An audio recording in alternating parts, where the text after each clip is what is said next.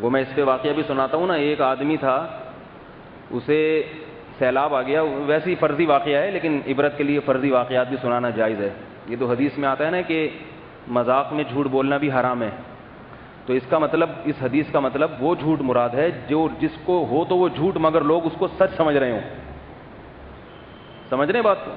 لیکن وہ واقعہ جو ہو فرضی اور اس کو فرضی ہی کے طور پہ پیش کیا جا رہا ہو تو اس میں جھوٹ نہیں ہے, بلکہ یہ اس میں کوئی دھوکہ نہیں ہے کسی کو. جیسے فرضی لطیفے ہوتے ہیں ہنسانے کے لیے, فرضی سب کو پتہ ہے کہ بھئی یہ جیسے لوگ کہتے ہیں نا اونٹ نے گیدڑ سے کہا اور گیدڑ نے گدھے سے کہا. اب کون کبھی گیدڑ اور گدھے کی بات ہو سکتی ہے کیا؟ جیسے وہ میں نے کہا تھا نا کہ وہ جب شیر کی بارات تھی, اس نے کارڈ تقسیم کروائے تو شیر نے کہا کہ میری بارات میں کوئی نیچ اور گھٹیا خاندان کا آدمی نہیں آنا چاہیے, سارے خاندانی جانور آئیں, ہاتھی ہے, چیتا ہے اور بھیڑیا ہے, اس ٹائپ کے جتنے بھی خاندانی قسم کے لوگ ہیں یہ آنے چاہیے کیونکہ میں شیر ہوں. لومڑی کو دیا, اس نے کہا بھائی تو کارڈ تقسیم کر, تو بڑی چالاک ہے, تجھے پتہ ہے کس کو بلانا ہے کس کو نہیں بلانا. تو جب شیر کی بارات جانی, دلہن بنی ہوئی تھی شیرنی اور شیر دولہا بنا ہوا تھا, تو ایک چوہا بھی ناچ رہا ہے اس بارات میں, ٹھیک ہے نا, وہ بھی ساتھ ساتھ جا رہا ہے. شیر کو غصہ آ گیا اس چوہے کو دیکھ کر, لومڑی کو بلایا کہ یہ نیچ اور گھٹیا خاندان کا گھٹیا آدمی میری بارات میں کیا کر رہا ہے. چوہا تو ایک نیچ سمجھا جاتا ہے نا. لومڑی پریشان ہوئی کہ عالی جاں میں نے تو اس کو نہیں بلایا تھا, یہ پتہ نہیں کہاں سے گھس کے آ گیا ہے. کان سے پکڑ کے چوہے کو دربار عالی میں لایا گیا. تو اتنے بڑے بادشاہ کی شادی میں تو گھٹیا نیچ آدمی تو یا کیا کر رہا ہے؟ چوہے نے شیر سے کہا زیادہ باتیں نہ بنا, شادی سے پہلے میں بھی شیر ہی تھا. سمجھ ہے نا, تجھے تیری اوقات تھوڑے دنوں میں سامنے آ جائے گی. سب شادی سے پہلے خاندانی ہوتے ہیں. کسی کا نام شہزادہ سلیم, ہمارے کے رشتہ دار تھے, نوجوان تھے میرے قریبی رشتہ داروں میں. ان کی چال اور ان کے لباس اور ان کی پوشاک اور ان کا گفتار بات چیت کا اسٹائل ایسا تھا کہ ہم انہیں شہزادہ سلیم کہا کرتے تھے. آؤ جی شہزادہ سلیم بیٹھو جی, ایسے ہم بات کرتے تھے ان سے.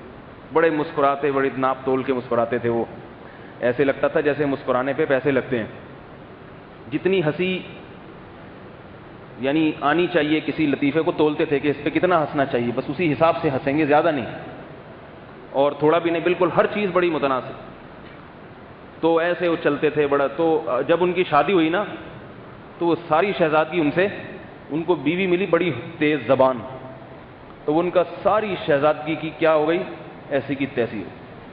اب ان کو جس بات پہ ہنسنا نہیں ہوتا اس پہ وہ ہنستے ہیں, رونے کی بات پہ ہنس رہے ہوتے ہیں, ہنسنے کی بات پہ رو رہے ہوتے ہیں. عجیب سا دماغ ہو گیا. میں ان سے کبھی ملتا ہوں میں کہتا ہوں یہ عجیب سا حساب کتاب ہو گیا.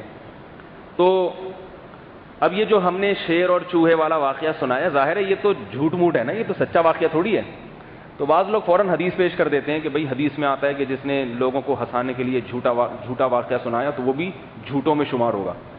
تو فقہا کی جو نظر ہے نا, جو فقہائے کرام حدیث کا جو مطلب سمجھتے ہیں وہ ہوتا ہے صحیح. تو بتاتے ہیں وہ مذاق جس میں دوسرے کو دھوکا ہو, وہ سمجھ رہا ہو کہ یہ سچ کہہ رہا ہے, حالانکہ یہ سچ نہیں کہہ رہا, بلکہ اس نے لوگوں کو ہنسانے کے لیے ایک جھوٹ گھڑا ہے اور لوگ اس واقعے کو سچا سمجھ رہے ہیں. اور جو واقعہ ہوئی فرضی کہاوت, اس میں دھوکہ نہیں ہے. تو اس میں اگر کوئی عبرت کی بات ہے یا لوگوں کے دل کی تفریح کی بات ہے تو اچھی بات ہے, اس کو نقل کرنا چاہیے. اور اگر کوئی عبرت کی بات نہیں ہے, یہ بس ویسے ہی ایک فرضی ہے, تو فضول لغو بات ہے, اس کو نقل نہیں کرنا چاہیے. تو میں اس پہ یہ کہاوت سنا رہا تھا, کہاوت تو ذہن سے ہی نکل گئی, کیا سنا رہا تھا میں, سیلاب والی کہاوت. ضروری نہیں ہے کہ یہ واقعہ سچا ہو, بلکہ یہ واقعہ سچا ہو ہی نہیں سکتا کیونکہ آگے اس میں ایسے واقعات آ رہے ہیں. لیکن کسی نے سبق سمجھانے کے لیے یہ کہاوت گھڑی ہے تاکہ توکل کا اصل مطلب سمجھ میں آ جائے.